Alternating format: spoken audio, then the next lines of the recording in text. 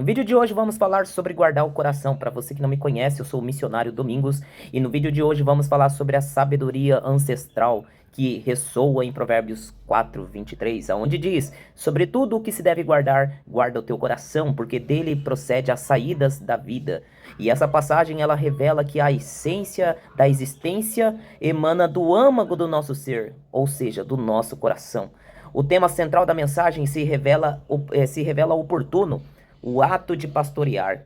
Evoca a imagem do pastor bíblico, guardião do rebanho de Israel, incumbido de protegê-lo dos perigos, guiá-los a pastos verdejantes e conduzi-lo às águas tranquilas. O ofício pastoral se estende metaforicamente à figura do pai que pastoreia os seus filhos, a família, nutrindo-os, protegendo-os e zelando por seu bem-estar. Contudo, a reflexão proposta transcende o pastoreio tradicional. O convite é para pastorear o próprio coração, protegê-lo, nutri-lo e vigiá-lo constantemente. Este é o cerne da mensagem, a essência do ensinamento. A sabedoria de Salomão, tida como o homem mais sábio que já existiu, ecoa nesse conselho, considerado por muitos como o mais precioso legado do livro mais sábio. Salomão nos adverte que, em meio a tantas coisas que demandam nossa atenção e cuidado, o coração se destaca como prioridade absoluta. Em outras palavras, nós devemos voltar os nossos olhos para o nosso interior, ou seja, vigiar os nossos pensamentos e sentimentos, dedicar a nossa atenção e cuidado ao nosso coração. Ele é a menina dos nossos olhos e a parte mais valiosa do nosso ser. O centro da nossa existência está dentro do nosso coração. A ordem é clara. A partir de hoje, aprenda a pastorear, cuidar, vigiar, conduzir e proteger o seu coração. E para nós podermos compreender a profundidade dessa instrução, é fundamental nós explorarmos o significado da palavra guardar no contexto original. O termo hebraico mishmar denota um lugar de confinamento, uma prisão, um cárcere. Já natsar significa observar, vigiar. Assim como o pastor confina suas ovelhas no aprisco, protegendo-as dos perigos que as cercam, nós devemos confinar o nosso coração, protegendo-o das influências negativas que os ameaçam. Em outras palavras, nós devemos restringir o acesso do nosso coração a tudo aquilo que possa corrompê-lo ou desviá-lo do caminho da verdade. É preciso acautelar-se contra pensamentos, contra sentimentos, contra influências que possam nos afastar dos princípios divinos. Vigiar, por sua vez, implica estar em constante estado de alerta, ou seja, sem jamais descuidar ou baixar a guarda. E Salomão, ele nos exorta a proteger o nosso coração com toda diligência, ou seja, com extremo cuidado, com extremo zelo e com extremo esforço. A razão para tamanha ênfase reside na seriedade do coração, considerando o centro da nossa vida e o motor das nossas ações. Mas afinal, o que é o coração a que Salomão se refere? Aqui não está se tratando, Salomão não queria estar se tratando sobre o órgão físico que bombeia o sangue, mas sim a sede das nossas emoções, a sede dos nossos pensamentos, da vontade e da consciência. Ele é o centro do nosso ser, onde residem os nossos valores, nossas crenças e nossas convicções. Portanto, pastorear o coração significa zelar por tudo aquilo que o influencia, protegendo-o de tudo que possa corrompê-lo ou desviá-lo do caminho da verdade. É um processo contínuo de autoconsciência, autodisciplina e busca por sabedoria. Ao nós pastorearmos o nosso coração, nós estamos, na verdade, cuidando da nossa própria vida, garantindo que ela flua em direção à plenitude e à realização. E às vezes, querido irmão, irmã que me ouve, às vezes, erroneamente, nós associamos o coração àquele órgão vital que pulsa incessantemente em nosso peito. Contudo, a interpretação que Salomão nos oferece ao utilizar o termo coração, ele transcende essa visão simplista. O chamado divino para proteger o coração, na verdade, nos convida a zelar por algo muito mais profundo e abrangente. Por exemplo, no idioma hebraico, a palavra traduzida como coração engloba uma vasta gama de significados, ou seja, ser interior, vontade, alma, intelecto, conhecimento, raciocínio, reflexão, a inclinação, ou seja, refere-se à essência do nosso ser, aos nossos pensamentos que nos molda, os desejos que nos impulsionam e as emoções que nos colaram. É a nossa alma, a parte imaterial que nos define. Conforme expressado em 1 Pedro, capítulo 3, versículo 4, nós devemos cultivar o homem interior do coração, ou seja, o coração, portanto, é quem somos em nossa essência, em nosso íntimo. Não se limita ao órgão físico visual, mas abrange a totalidade do nosso ser imaterial, a alma que reside em nós. Em 1 Samuel capítulo 16, versículo 7, nós encontramos um exemplo elucidativo, quando o profeta Samuel ele é enviado para ungir um dos filhos de Jessé como rei. Ele se impressiona com a aparência física de Eliabe, um homem de porte imponente. No entanto, Deus o corrige dizendo: não atente para sua aparência nem para sua altura, porque eu o tenho rejeitado, porque o Senhor não vê como o homem vê. O homem vê o exterior, porém o Senhor vê o coração. E essa passagem revela que Deus não se limita à avaliação superficial da aparência externa. Ele sonda as profundezas do coração, perscrutando as intenções, as motivações e os anseios que ali residem. Ou seja, o coração nesse contexto ele simboliza a sede das nossas escolhas e propósitos. Portanto, nós somos exortados a exercer vigilância constante sobre os nossos pensamentos, desejos e sentimentos. Tudo o que fazemos, seja para o bem ou para o mal, tem sua origem, sabe na onde? No coração. O inimigo, em sua astúcia, ele busca incessantemente compreender a natureza do coração humano. Para quê? Para nos desviar do caminho da retidão. Para ilustrar essa dinâmica, nós podemos recorrer a uma analogia inspirada nos seriados japoneses, por exemplo. Nesses enredos, frequentemente nós acompanhamos lá heróis que enfrentam monstros gigantescos e para combater esses monstros eles precisam acionar robôs colossais, aqueles grandes robôs, né? No entanto, para controlar essas máquinas complexas, os heróis eles precisam entrar na cabine de comando, assumir o controle dos mecanismos e direcionar os seus movimentos. Por exemplo, nos Power Rangers, né, que era antigamente, tinha aquele monstro enorme que eles entravam dentro lá, eles tinham que controlar tudo lá dentro. E nesse paralelo que eu quero dizer aqui, o nosso coração representa a sala de máquinas do nosso ser. Se o maligno conseguir penetrar e dominar essa central de comando, ele assume o controle de toda a nossa existência. O coração é o epicentro do ser humano, o ponto focal de nossas decisões e ações, e por essa razão o adversário ele direciona os seus ataques ao coração, buscando influenciar os nossos pensamentos e nossas emoções. E em vez de concentrar os seus esforços apenas em aspectos externos, como a saúde física, como também a questão das suas finanças, ou o inimigo querer atacar a sua carreira, o inimigo querer almejar corromper, e na verdade ele almeja corromper o seu coração, pois ele sabe que ao fazê-lo isso, ele poderá desviar dos caminhos da verdade e da justiça.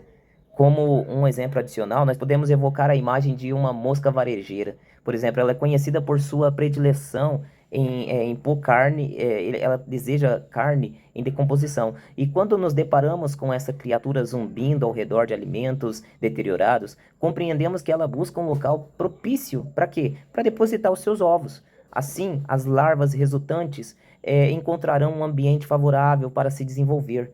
A influência nefasta de Satanás, ela pode ser comparada a essa mosca, que busca depositar os seus ovos no âmago dos indivíduos. Caso logre êxito em introduzir essas larvas, estas germinam, desenvolvem-se e multiplicam-se progressivamente, dominando todo o ser. Então, Salomão ele adverte, irmãos, sobre a necessidade de proteger o quê? Sobre tudo que se deve guardar. Guarda o teu coração. E dessas larvas de Satanás, guarda o teu coração, impedindo que a sua entrada no centro das operações da sua alma seja impedida. Guarda ele. E é crucial nós bloquearmos os nossos pensamentos intrusivos e insinuações maliciosas, setas e dardos do mal, blindando e confiando e vigiando constantemente. Não se deve permitir que sentimentos, pensamentos, insinuações, propostas indecorosas, ideias ou flertes perniciosos se instalem, pois se o inimigo conseguir depositar um único ovo ou assumir o controle, as consequências elas serão devastadoras. E a preocupação divina reside na saúde do nosso coração, almejando vê-lo cuidado, protegido e sobre constante vigilância. A importância de um coração guardado é tamanha que o Senhor louva aqueles que possuem um coração puro. O Senhor elogia, ele diz assim lá em Mateus capítulo 5, no Sermão do Monte, ele diz: bem-aventurado os puros, os limpos de coração. Por quê? Porque eles verão a Deus. E é fundamental esclarecer que guardar o coração não implica reprimi-lo de todas as emoções. O coração, ele não deve ser uma prisão, mas sim um filtro. Guardar o coração significa analisar criticamente tudo o que o atravessa, não aceitando ou atacando impulsivamente cada pensamento ou sentimento. Mas por que devemos guardar o coração? Eu pergunto para você, por que você deve guardar o teu coração? Qual que é a razão por trás desse mandamento de Provérbios, capítulo 4, versículo 23, que sobre tudo que você deve guardar, guarda o teu coração? Primeiramente, porque o pecado reside na onde? O pecado reside no coração, tornando-o suscetível à influência. O Salmo de número 66, verso 1, declara assim: se eu atender à iniquidade no meu coração, o Senhor não me ouvirá. O próprio salmista reconhece a presença da iniquidade em seu coração, justificando a necessidade de quê? De guardá-lo. Então, guardar o coração equivale a guardar a vontade, residindo aos desejos, pois o coração é propenso a ter desejos e vontades que podem estar contaminados pelo pecado.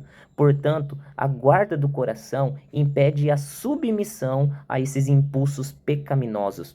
Isso em primeiro lugar. Agora, em segundo lugar, por que devemos guardar o nosso coração?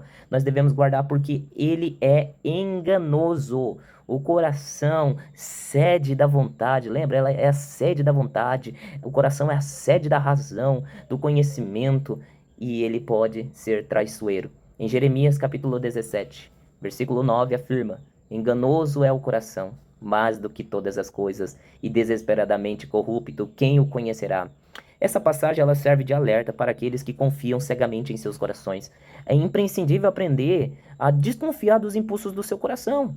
Um sentimento surge e muitos o consideram legítimo. Uma decisão é tomada e já se toma um partido e se criam conclusões precipitadas, tudo impulsionado pelo coração.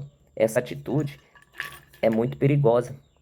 Sabe por quê? Porque o coração é enganoso, ou seja, ele é traiçoeiro, ele é mentiroso, ele é ambíguo.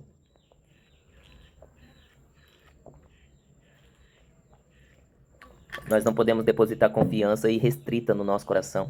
A mensagem bíblica ela nos adverte sobre a natureza enganosa do coração, descrevendo-o como desesperadamente corrupto.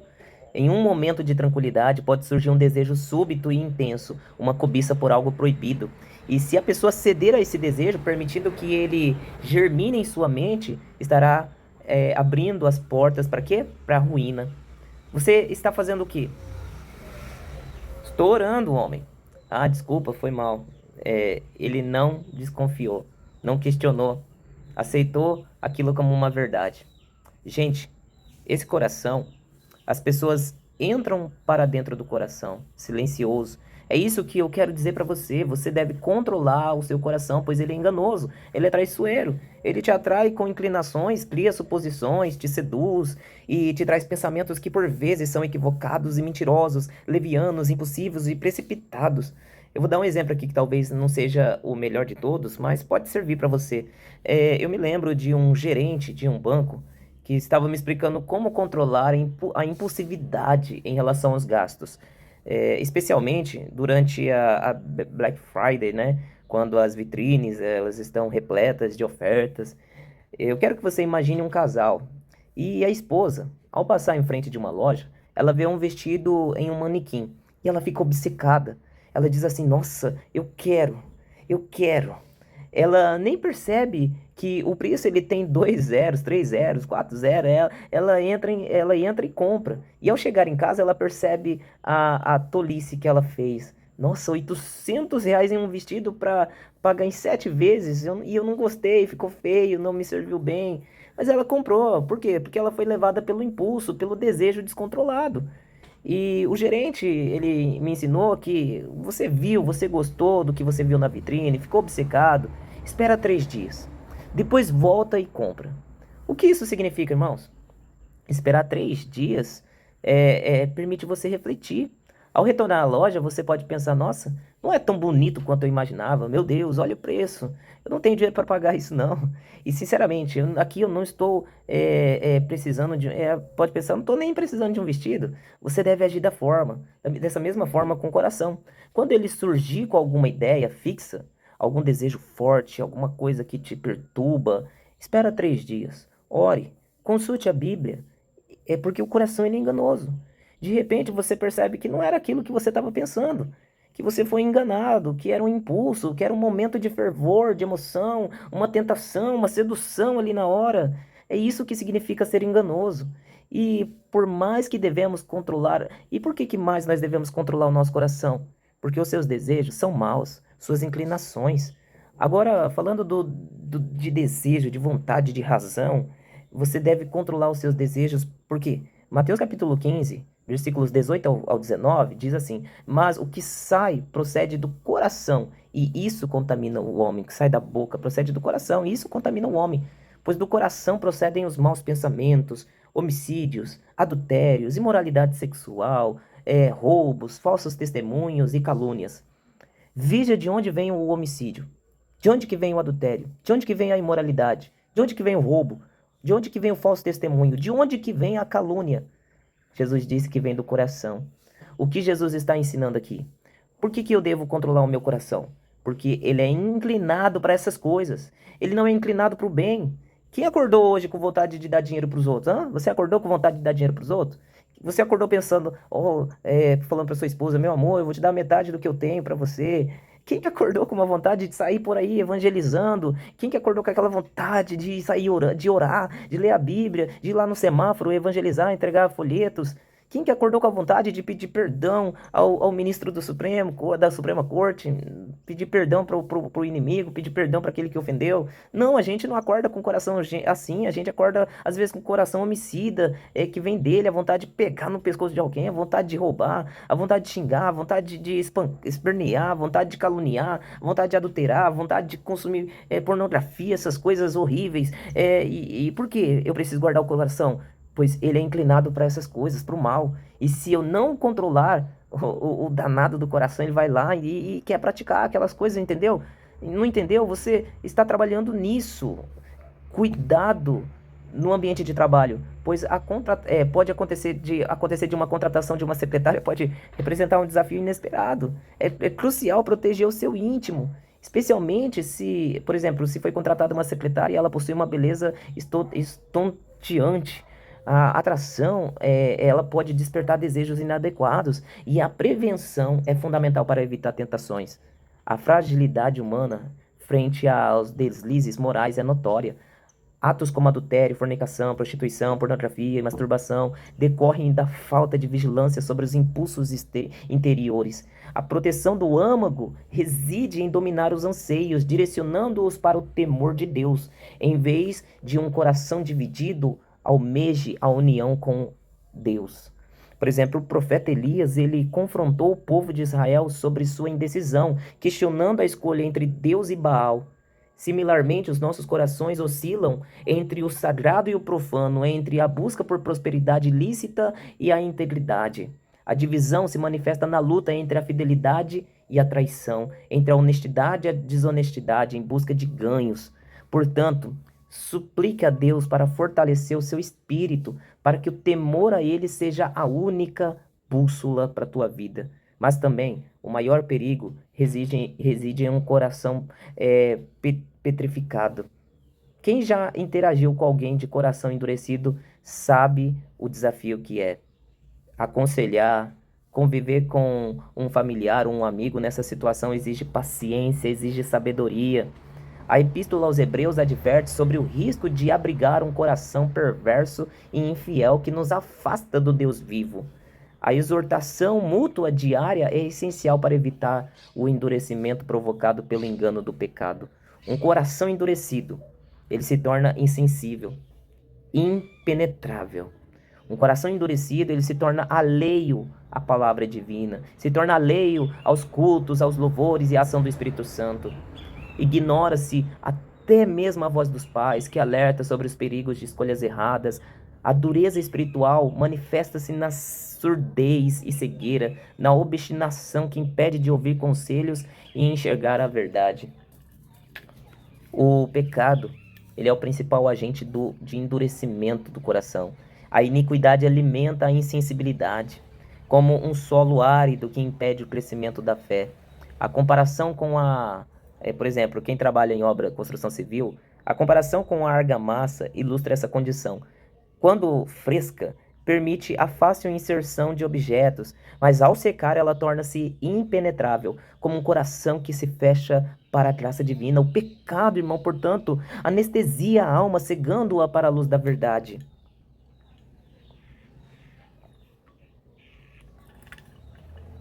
O Salmo 119, ele destaca a importância de guardar os preceitos divinos de todo o coração, contrastando com aqueles que se tornam insensíveis como sebo. A busca pela lei divina é o antídoto para o endurecimento do coração.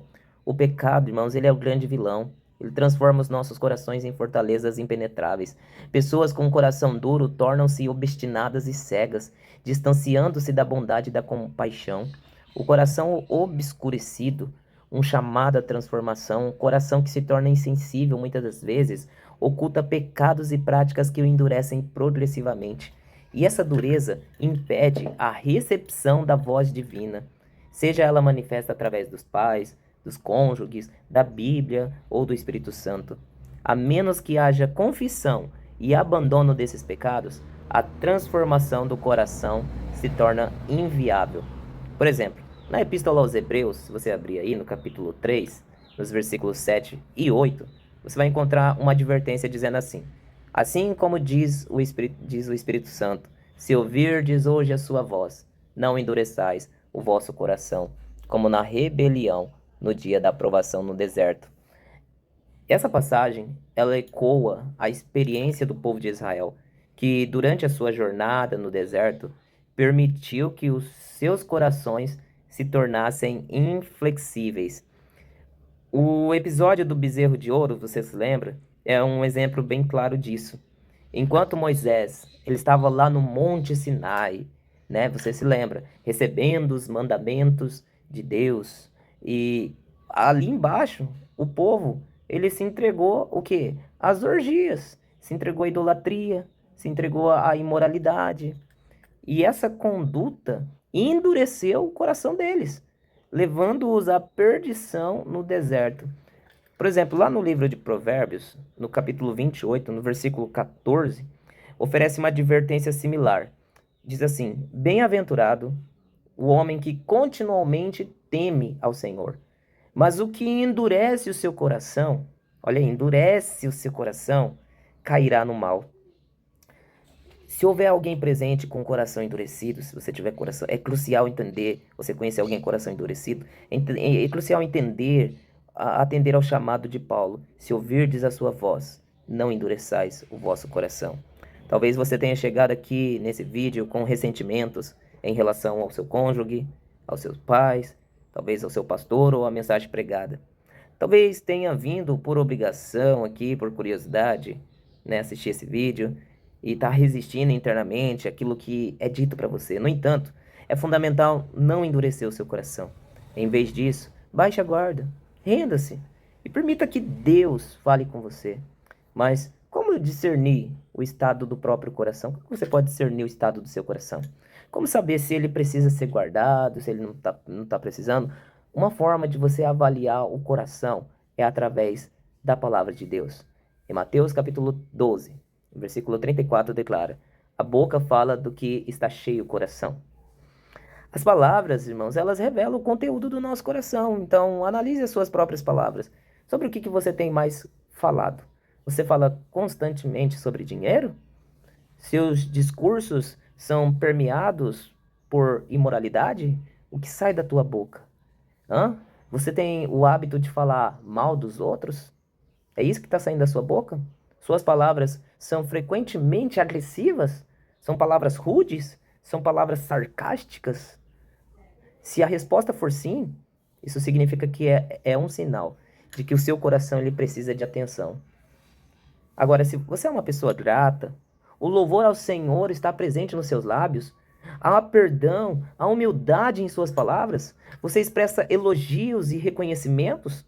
Se suas palavras são amargas, críticas, ásperas, se suas palavras são falsas, se suas palavras são mentirosas ou fofoqueiras, é um indicativo de que o seu coração ele está em desordem.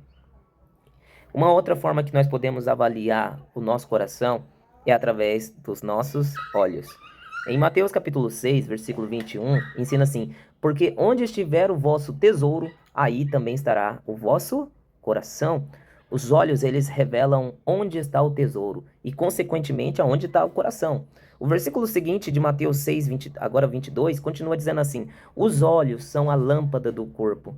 Se os seus olhos forem bons, todo o teu corpo terá luz. Se os teus olhos são bons, então o teu coração também será bom. Mas se os seus olhos forem maus, o seu coração também estará em trevas. Onde estão os seus olhos fixados? Seus olhos estão fixos na onde? Na mulher alheia? Nos bens materiais? Avalie onde seus olhos se detêm, pois ali está o teu tesouro e, consequentemente, ali também está o seu coração. O foco, irmãos, dos nossos pensamentos e desejos revela a essência do nosso ser. Nossos anseios, metas, ambições expõem o que verdadeiramente reside dentro do nosso interior. A direção que nós escolhemos para a nossa jornada na vida demonstra o estado do nosso coração. As Escrituras Sagradas, a Bíblia, nos ensina sobre a importância do semblante. Você sabia disso? Que um coração alegre irradia felicidade e beleza, enquanto a tristeza e a dor podem abater o espírito, refletindo-se até no nosso rosto. Isso é verdade.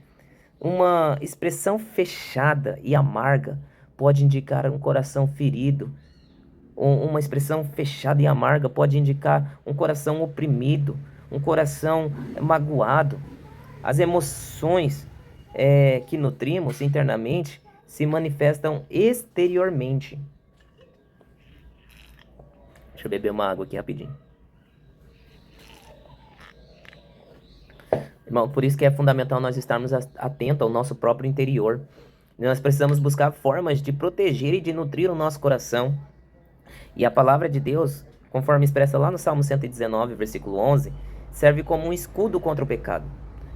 Escondê-la em nosso coração, esconder a palavra de Deus em nosso coração, significa meditar em seus ensinamentos, memorizar a palavra de Deus e aplicá-la diariamente em nossas vidas. A palavra de Deus, ela age como um termômetro, uma baliza e um alerta. Ela nos adverte quando o nosso coração se desvia do caminho correto. Ela nos freia, nos limita e nos impede de agir impulsivamente. Ao interiorizarmos a palavra de Deus no nosso coração, nós somos capazes de discernir entre o certo e o errado, evitando julgamentos errados, julgamentos precipitados e resistindo às cobiças. Muitos tropeçam na vida, sabe por quê? Porque não conhecem as Escrituras. Já diz a Bíblia, o meu povo perece por falta de conhecimento. E é essencial nós familiarizarmos com os versículos da Bíblia que podem nos fortalecer em momento de aflição, momento de dificuldade, de tribulação. A palavra de Deus que diz, guarda o teu coração, e ela nos guia nas tempestades da vida. Como está escrito lá em Hebreus, no capítulo 4, versículo 12, a palavra de Deus, ela é como uma espada afiada. Como assim uma espada afiada? Ela é capaz de penetrar profundamente as intenções do coração. A palavra de Deus, ela penetra as intenções do coração. Outra coisa, além da palavra de Deus, a oração é uma outra ferramenta poderosa para cuidar do nosso coração. No Salmo 139, nos versos 23 e 24, nos convida a clamar a Deus, pedindo que Ele nos sonde o nosso coração, conheça os nossos pensamentos e nos guie pelo caminho eterno. Através da oração, você pode encontrar a cura e o consolo para as feridas do teu coração. Já no Salmo número 141, nos versos 3 e 4, nos ensina a pedir a Deus que guarde a nossa boca e não incline o nosso coração para o mal.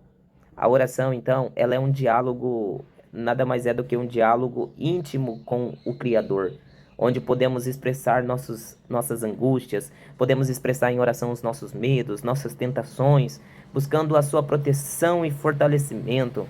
Nós devemos orar, irmãos, fervorosamente. Você precisa orar fervorosamente pelo seu coração, pedindo a Deus que o cure, que o guarde, que o livre da aflição, do medo e das tentações, que Ele expulse as setas do maligno, fortaleça, alegre e brinde o nosso coração, que o nosso coração seja alvo de nossas orações diárias. Muitas vezes nós negligenciamos o cuidado com o nosso interior. Às vezes pensamos tanto no exterior e deixamos de cuidar do nosso interior, deixando à mercê das influências negativas deste mundo ao redor. Nós precisamos nos lembrar que o nosso coração é um tesouro precioso que deve ser protegido e nutrido com a palavra de Deus e com a oração constante.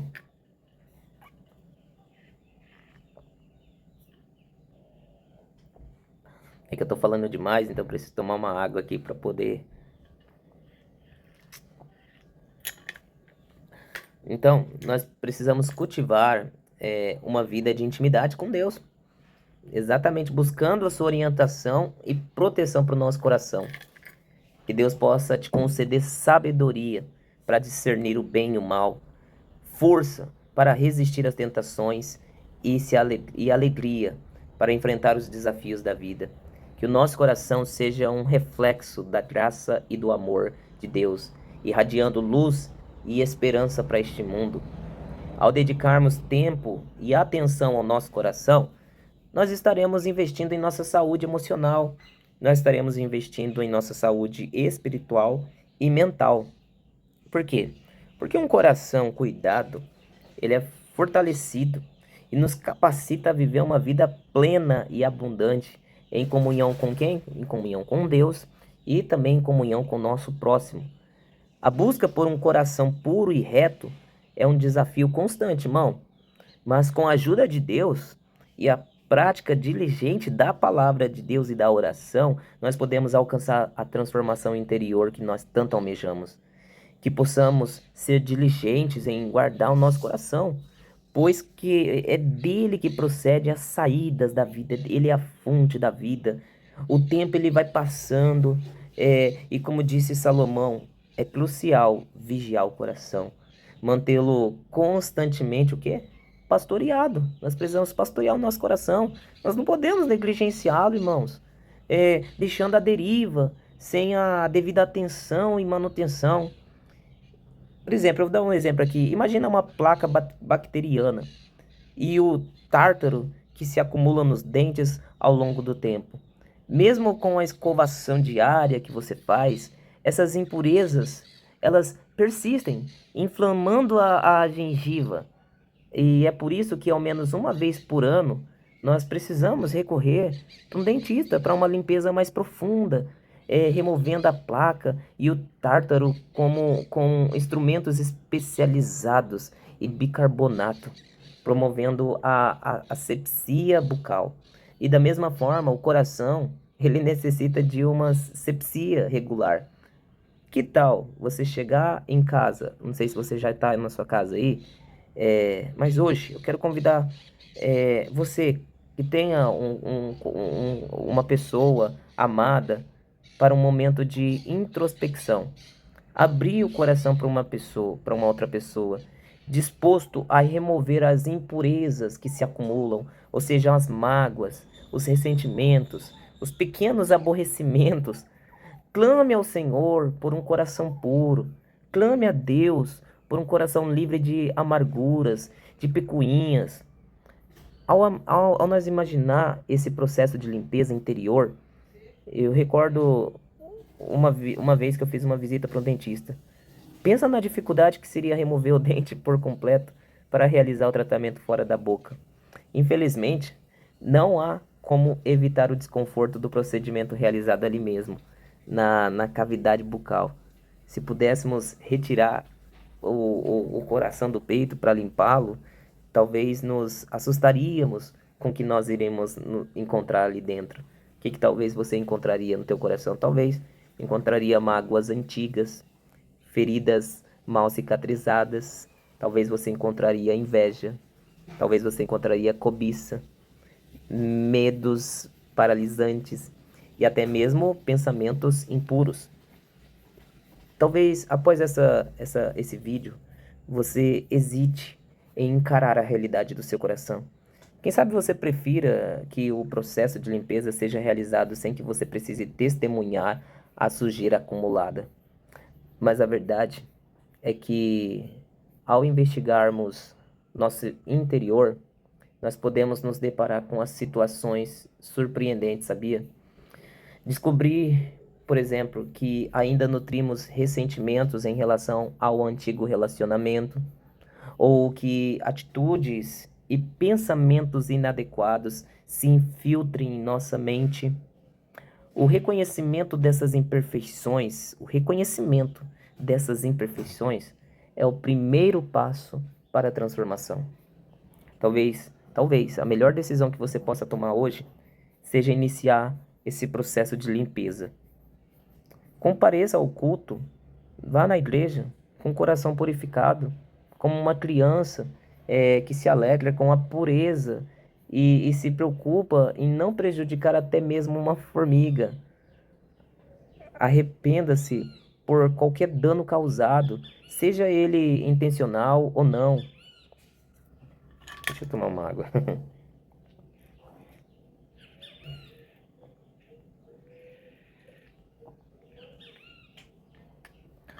Além disso, além da, da autoanálise e da busca por pureza, a exposição do coração a alguém de confiança é fundamental. Sabe por quê? Você se lembra de Ana? Ana, que era aquela mulher que orava fervorosamente a Deus, mas os seus lábios apenas se moviam sem emitir som algum. Eli, o sacerdote, ele julgou que aquela mulher estava embriagada, mas ele não compreendia a angústia que consumia ela por dentro. Ana, então, o que ela fez? Ela abriu o coração para Eli, compartilhou a sua dor e o seu anseio por um filho.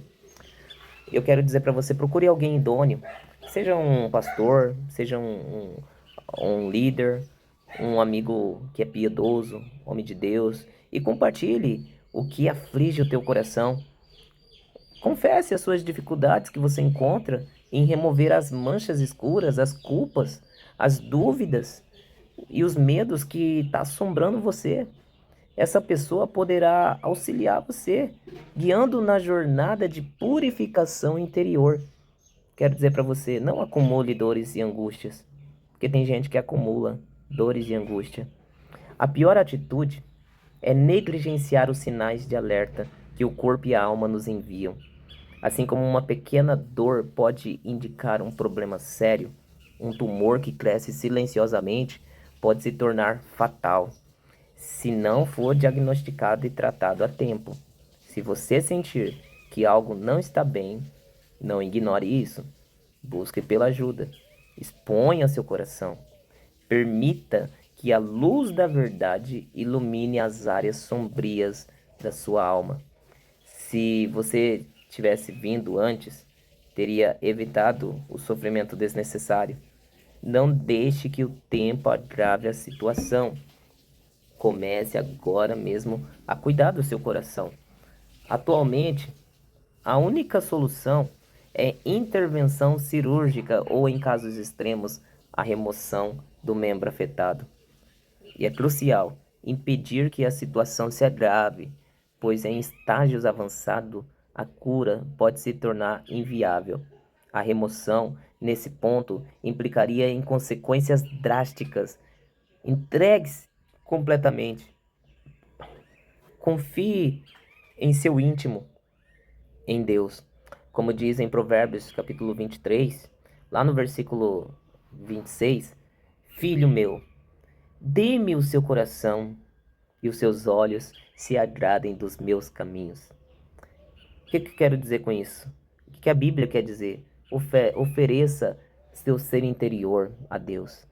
Em meus momentos de intimidade com Deus, expresso minha devoção de maneiras singulares. Eu apresento meu interior a Ele, confiando que Ele compreende. Assim como uma criança entrega-se a Ele, permitindo que Ele realize a cura, o consolo e a plenitude. Em Lucas 6,45 nos ensina que o homem bom, do bom tesouro do seu coração, tira o bem, e o mal, do mau tesouro do seu coração, tira o mal, porque da abundância do coração fala o que? A boca. Em outras palavras, a essência do nosso ser se manifesta em nossas ações e palavras. Em primeira epístola de João, capítulo 3, versículo 21, nós aprendemos o seguinte, está escrito assim: nisto conheceremos que somos da verdade, e diante dele asseguramo-nos o nosso coração, sabendo que se o nosso coração nos condena, maior é Deus do que o nosso coração. Isso quer dizer que se houver aflição em nosso ser interior, o poder divino é superior, capaz de trazer a cura necessária. Espera aí que eu vou beber de novo minha água.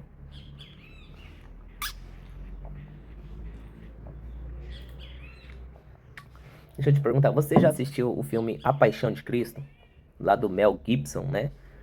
E ali, de repente, naquele filme lá, aparece a cena da flagelação. E ela se destaca entre as cenas porque antes de ser submetido ao sofrimento na cruz, Jesus no jardim, ele expressa sua entrega, declarando: Senhor, meu coração está preparado. Eu desejo que cada um saia daqui com o mesmo sentimento. Um âmago protegido, purificado e pronto. Saia desse vídeo com o coração limpo, coração guardado. Não se trata apenas de evitar o mal, mas de cultivar um interior fortalecido, amadurecido, repleto de fé e inabalável. Um âmago pronto para enfrentar provações, tribulações, dias difíceis, permanecendo-se firme. Sobre ter um coração guardado, um coração limpo, um coração preparado para o que vier, um coração maduro, um coração santo, um coração impenetrável, um coração cheio de fé, pronto para o que vier.